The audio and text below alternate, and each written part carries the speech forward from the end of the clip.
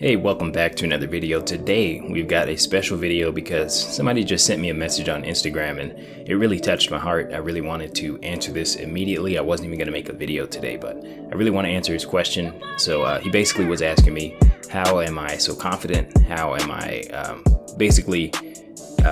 where does my sense of confidence from? Where does my sense of purpose come from? And why did I end up starting a YouTube channel? So today I want to answer a couple of you guys' questions.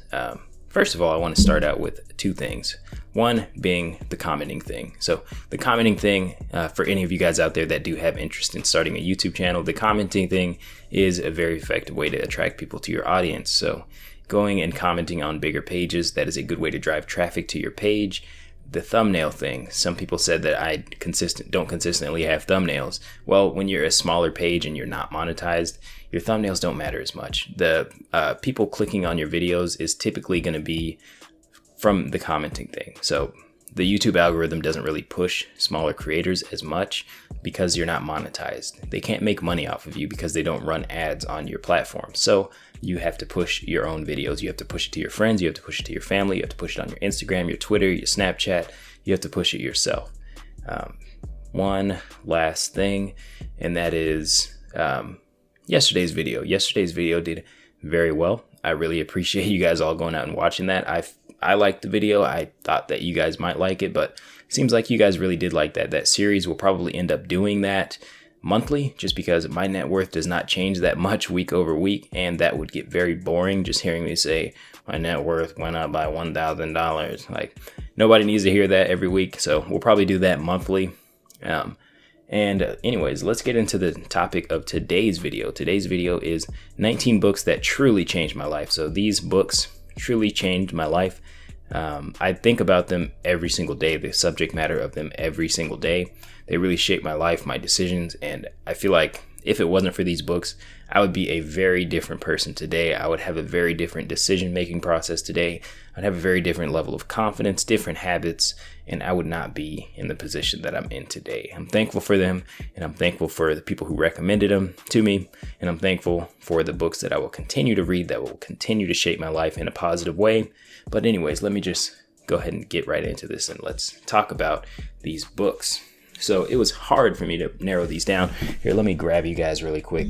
Sorry if it sounds like I'm a little bit far away from the mic, but I'm just going to be showing you guys the categories of books. So these are investing numbers books. These are becoming an investor books.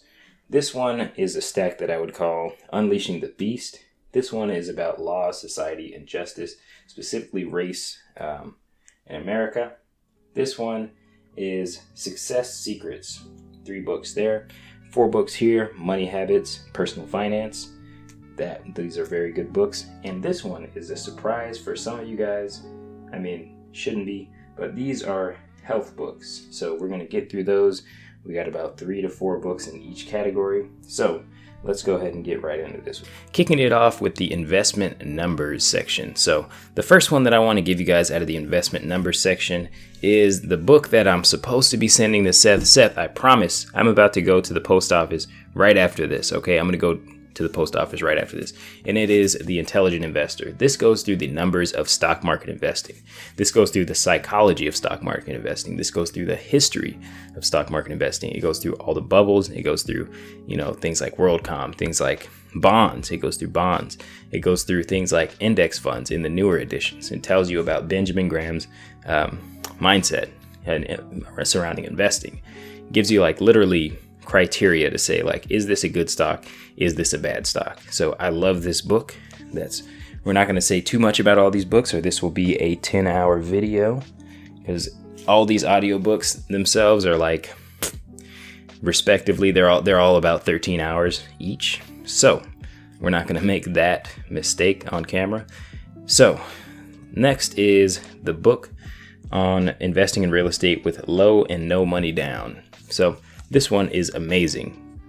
A lot of people don't even think that you can buy a house with low or no money down. Actually, the house that I'm in, guys, my refinance went through and I'm going to get a 275. All I got to do is sign on the dotted line and my payment's going to go down by $100. A little bit less than I thought it would, but that's $100 in my pocket every month. So Anyways, I just got $1,200 richer per year. This one is amazing. It talks about FHA loans. It talks about FHA 203K loans. It talks about USDA loans. It talks about all of the ins and out of getting a house when you have no money to put down. It talks about creative financing, which is basically getting someone to finance, finding people with money. You know, I see a lot of people making excuses like, oh, I don't have money, or mommy and daddy gave you some money. Well, go find that person's mommy and daddy and get them to give you some money.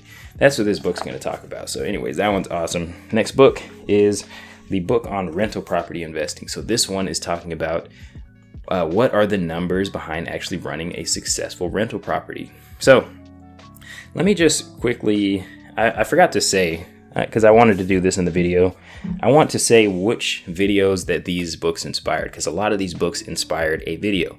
So this book inspired my video, 0 to $1 Million in Real Estate. So if you want to go watch that, there's some good memes in there. You got to just go for the memes, honestly. There's a 420 meme in there. Go for that. But this one will tell you how to go from 0 to $1 million in real estate. And you're probably like, what a scam. No, it's literally it's simple. It's easy. So make sure you read this one. This one's awesome. The Intelligent Investor. This one inspired my video, What Makes a Stock Cheap? And it also inspired my video from 2 videos ago. What was that video called? That video was called How to Lower Risk and Raise Return. Both of those videos came from this book. So anybody who's read all of these books, you know, a lot of those investment channels that comment down below on my videos, they already know what I'm going to say because they've already read these books. So cut me out, cut the middleman out, and just read these books. Okay, next thing is becoming an investor, just the habits of an investor. So I'm just going to go ahead and batch these 2 because I feel like these are great places to start if you know nothing about investing, or if you're just getting started, or you need a good mindset tweak around investing.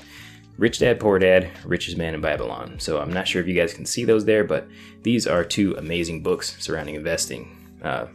Just to give a quick summary of them, Rich Dad, Poor Dad is a book where Robert Kiyosaki goes in and talks about how his dad was the educated dad. His dad pushed education. His dad pushed getting a nice, safe job, a nice government job, whereas his rich dad pushed getting tax breaks. His rich dad pushed having a business. His rich dad pushed having write-offs, having employees, being able to have actual wealth, buying real estate, things like that.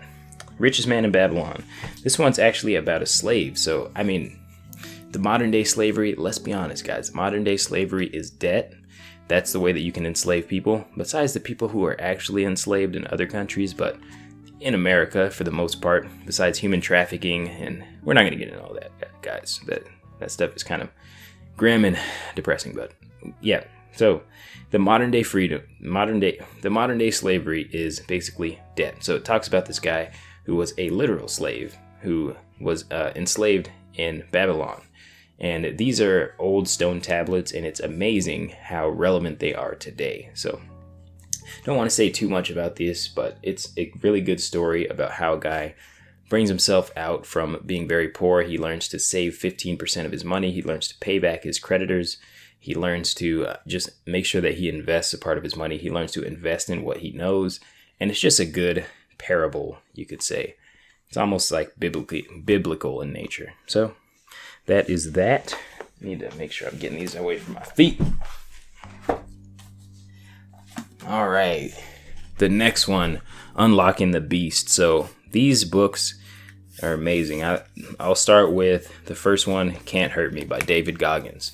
So I love this book. This one is amazing. I think about it every day. I would definitely recommend the audio if you end up going to get this book, because David Goggins is unintentionally hilarious. To give you like a little summary of the book, David Goggins had a very hard life.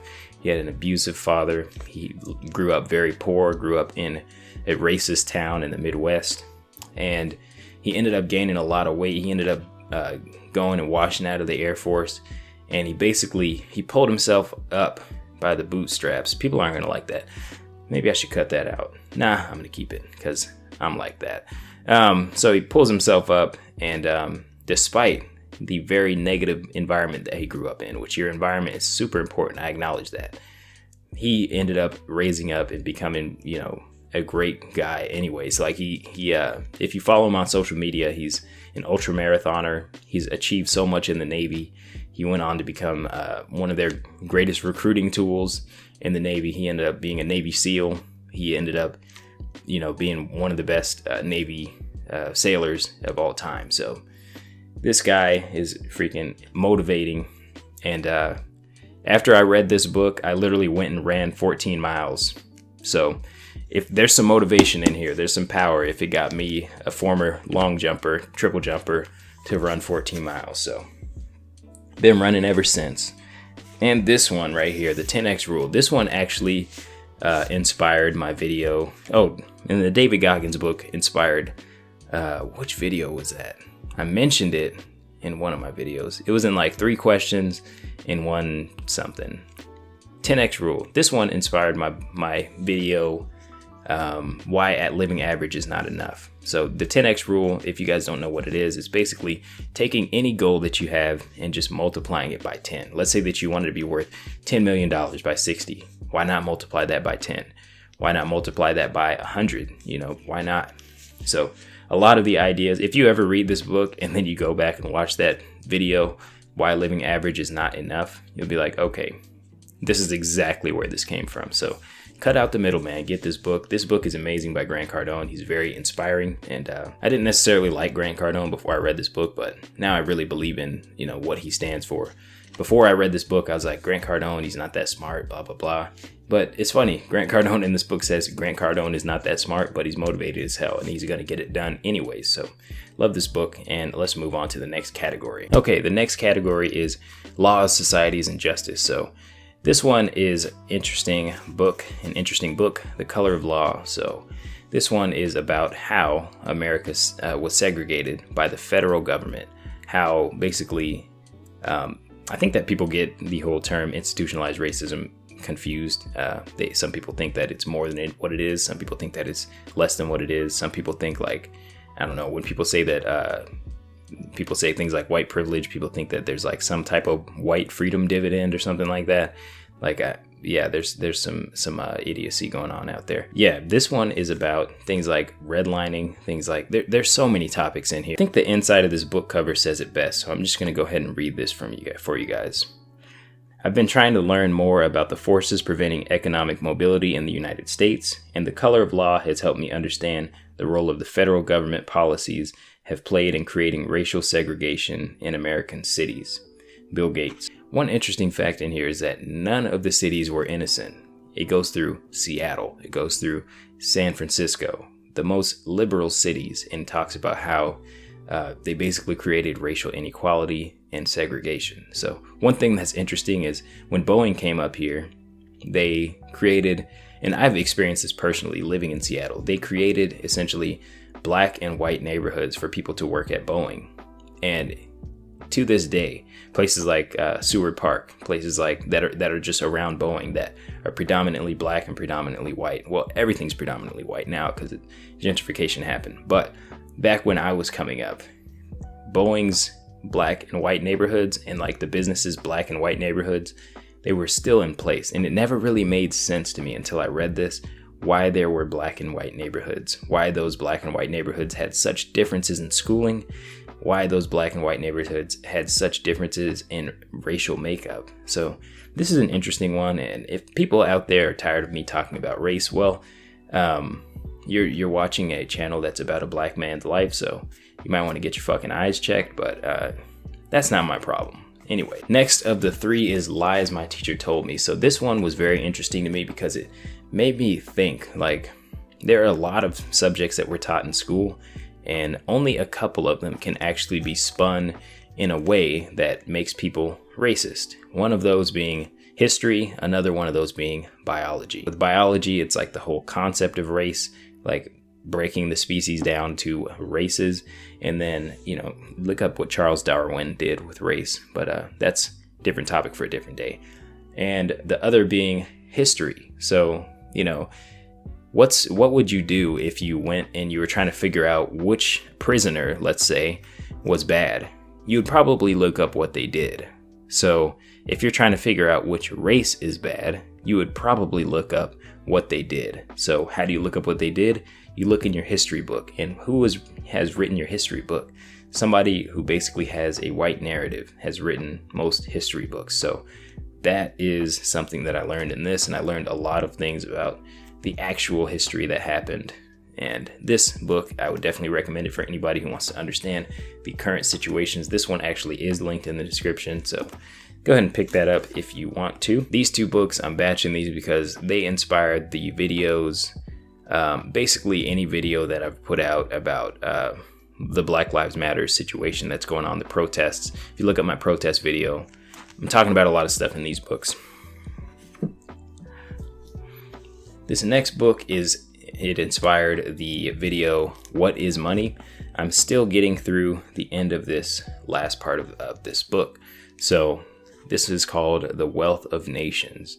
This one is very interesting because it basically tells us how nations become wealthy. So if you want to understand colonialism, you not only need to understand, the stories of the oppressed, but you also need to understand the stories, the firsthand primary sources, the firsthand knowledge, stories of the oppressor. Wealth of Nations, it basically tells you how America was formed. And one of the best gems in the Wealth of Nations is it's written in 1775. So a lot of times when he refers to colonies, he says the current uprising in the colonies. So we all know how that ended. Next category is success secrets. So what better way to start off success secrets than with the book that is actually called The Secret. Now, I'm about to let you guys in on the secret. So the secret is that you should think about exactly what you do want out of life.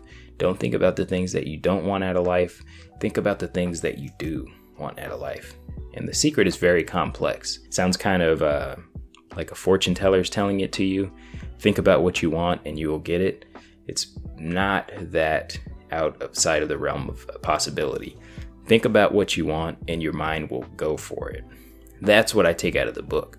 So The Secret, I don't want to try to summarize this one just because it is so out there that you have to read it. You absolutely have to read it, and you have to take what you will take out of it. So the next two, I'm going to go ahead and batch these, and they are Outwitting the Devil and Think and Grow Rich, both of them by Napoleon Hill. Outwitting the Devil, I would definitely say, in my opinion, is far superior, and Think and Grow Rich is amazing. If I were to recommend any book in this whole video, it would be Outwitting the Devil. And you can find this on YouTube. So this book inspired my video, Are You Afraid of the Devil? If you get a chance, and I don't care if you have to 2x through it, just get through that video. Are You Afraid of the Devil? It's like a scary looking devil. Scroll down my videos, look through all that stuff. It goes through all of the pitfalls of humanity. The other one, Think and Grow Rich, it basically talks about just all these success secrets, like all these successful people and what they attribute their success to. If you go up to so many successful people and ask them about Think and Grow Rich, they will tell you that they've read it, they've reread it, and they love this book. And I actually want to read the chapter titles for Think and Grow Rich because it's actually super important. So the chapter titles are the 13 steps to success that Napoleon Hill cites. So they are desire, faith, autosuggestion, specialized knowledge, imagination, organized planning, decision, persistence, power of the mastermind, mystery of sex transmutation, the subconscious mind, the brain, the sixth sense, and how to outwit the four ghosts of fear. So those are very important. They mean something to me because I've already read the book, or for anyone who has read the book, they probably mean a lot to those individuals as well. But trust me, these are some powerful success secrets. So that wraps it up for the success secrets section of the video. And next up is going to be habits. So I've got 4 books here. I'm going to batch 2 of them together because they're more or less the same book. I would definitely read both of them, but the 2 that I'm going to batch together are Atomic Habits and The Power of Habit. So I love this picture here. It's just a person going around a wheel. So essentially we operate on this 24-hour clock. And this, let me really quick, this book, these 2 books, inspired my video, Show Me Your Habits and I'll Show You Your Fate. So that's a really good video. That's one of my favorite videos that I've made.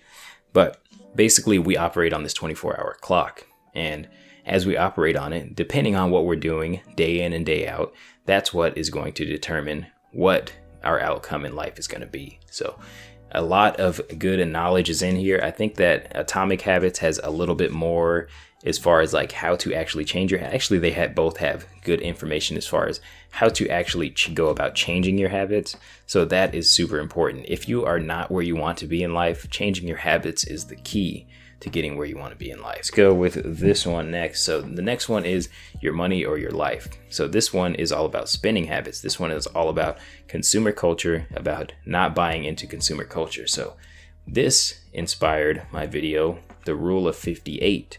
So if you go watch The Rule of 58, you've seen a little bit of what's in this book. This book encourages you to treat time as your life energy. I'm actually rereading this book right now because sometimes I don't have any signal in my laboratory, so I just reread my old books. This one talks about your life energy, or in The Wealth of Nations, it talks about how the original money is labor. So if your money is labor and your labor is your life energy, what you're essentially selling for money is your labor and your life energy. So you ought to make as much as you can per hour of your time, and you need to make sure that you maximize that time, that you're not wasting it, that you're not throwing it away to ill health, and that you're not throwing it away to stupid activities, or that you're not throwing it away to stupid purchases. Last book in the habits pile is The Millionaire Next Door. So this one goes over the habits of millionaires. So they basically interview a ton of millionaires. They figure out their demographics. What race are they? What type of cars do they drive? What type of neighborhoods do they live in? How much of their income do they spend? Where do they send their kids to college? Everything that they do.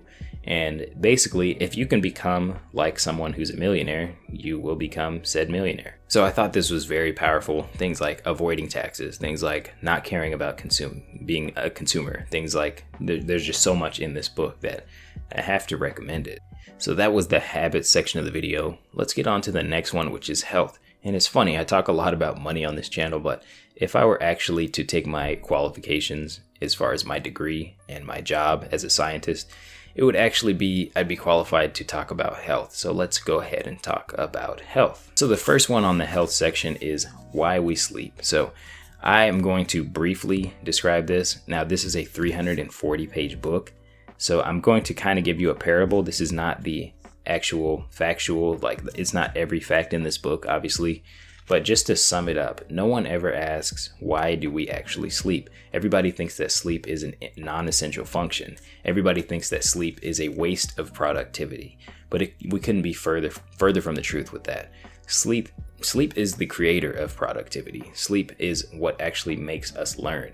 So let me give you some examples from the book. If you actually basically what they did was they took a school schedule and they moved it back an hour, so that kids could get sleep during their natural sleep-wake cycle.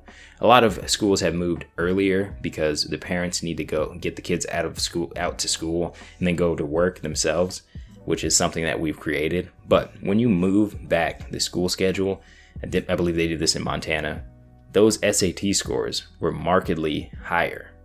Also, they saw in kids between 16 and 18, they saw an 80% decrease in accidents on the road in that county. So you have to imagine all the societal costs. I mean, like, how many people are dying from falling asleep at the wheel? More people fall asleep at the wheel than drive drunk.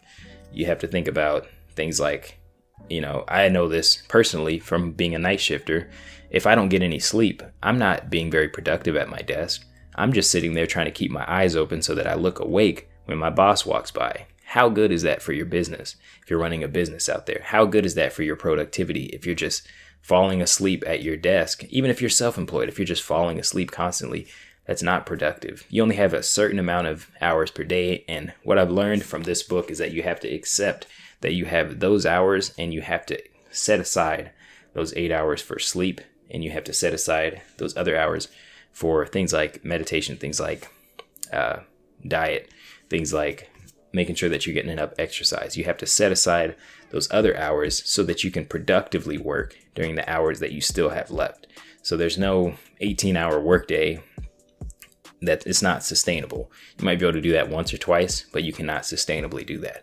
And you're going to die sooner. So no one wants to die sooner. Speaking of die sooner, let's go on to the next book. And this is the last book of the day. This one is the China Study. This one is the most comprehensive study of nutrition ever conducted. Let me see if I can quickly find some gems in here real quick. So this one talks about things like diseases of affluence. It talks about heart disease. It talks about obesity. It talks about diabetes. It talks about cancer. It talks about autoimmune diseases. It talks about effects on bone, kidney, eyes, brain diseases. It talks about Alzheimer's. And it's talking about just in general, all of those things as it relates to your diet. So who would have thunk that the things that you put into your body have one of the biggest effects on your body? Like, no shit, right? If you put like, I don't know, olive oil into your gas tank, what do you think is going to happen to that car? It's not going to run very well for very long, is it? Yeah, so I think that things like this are very important. And without people getting mad, this recommends a plant-based diet. So I don't think it actually recommends a vegan diet per se. It just recommends that you eat mostly plants. Now, if you look at the animal kingdom and where we sit within it, we are supposed to be plant eaters. You look at our teeth, they're flat.